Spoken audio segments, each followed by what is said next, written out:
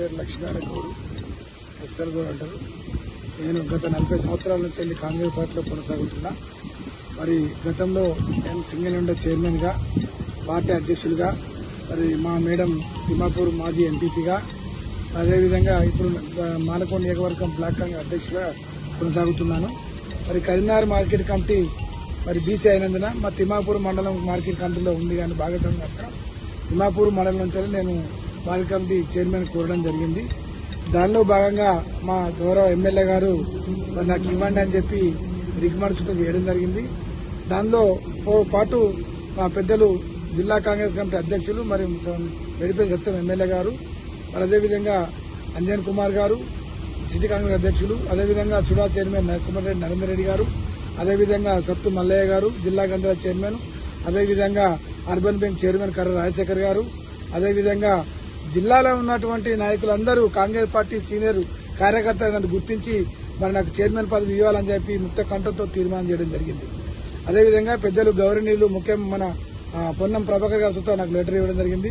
అదేవిధంగా జిల్లా శ్రీధర్బాబు మంత్రివారులు మరి అదేవిధంగా రేవంత్ రెడ్డి గారి సుతా నాకు ఇవ్వని సిఫారసు చేయడం జరిగింది.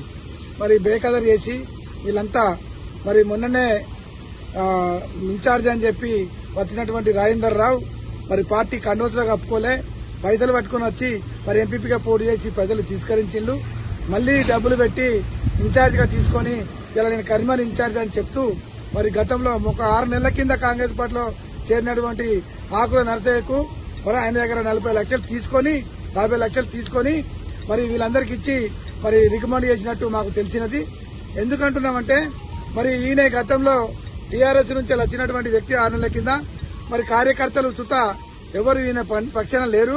గత మున్సిపాలిటీ ఎలక్షన్ లో నేను మేయర్ ఎత్తామని చెప్పి ఆకుల నర్సు దగ్గర 3 కోట్లు తీసుకున్నామని చెప్పి జనమంతా కూడా కూర్చున్నది. దానిలో భాగంగా నీకు మార్కెట్ కమిటీ ఇప్పిస్తామని చెప్పి వాదన తీసుకొని మళ్లీ 50 లక్షలు తీసుకొని మరి వేం నరేందర్ రెడ్డి ద్వారా మరి ఏదైతే విజయ రామారావు ద్వారా మరి తుమ్మల నాగేశ్వరరావు ద్వారా ఇచ్చి ఆయనకు పదవి ఇప్పించుకున్నామని చెప్పి నేను ఆరోపణ చేయడం జరుగుతుంది. ఎందుకు అనవలసి వస్తుందంటే నరసయ్య అంటే ఆయన గత 6 నెలల కింద కాంగ్రెస్ పార్టీలో వచ్చిండు.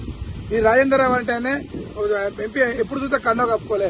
మళ్ళా పోతే అదేవిధంగా ఏదైతే సహకార సంఘ సభ్యులు ఏదైతే మార్కెట్ కమిటీ సభ్యులు పంపిండో కేవలం ఒకే ఒక వ్యక్తి కాంగ్రెస్ కార్యకర్తకు ప్రపోజ్ చేసిండు. కడవోళ్ళంతా ప్రజెంట్ టీఆర్ఎస్ ఉన్న వ్యక్తులకే ప్రపోజ్ చేసి ఇప్పుడు కండ కప్పడానికి ప్రయత్నం చేస్తాడు. మరి ఇటువంటి నాయకుడిని మరి కరీంనగర్ కాన్స్టిట్యూన్సీ ఇన్ఛార్జ్ ఇస్తే ప్రజలు కార్యకర్తలంతా నష్టపోతారు. మరి పార్టీకి నష్టం జరిగితే కనుక ఇమ్మీడియట్ గా ఆయన ఇన్ఛార్జిని తొలగించి కొత్తగా పార్టీ కార్యకర్తకు నాయకునికి ప్రజలకు అందుబాటులో ఉన్నటువంటి నాయకుని ఇవ్వాల్సిన అవసరం ఉందని చెప్పి కోరుతూ పార్టీని విజ్ఞప్తి చేస్తూ ప్రభుత్వానికి పీసీసీ ప్రెసిడెంట్ కు విన్నపం చేస్తున్నారు.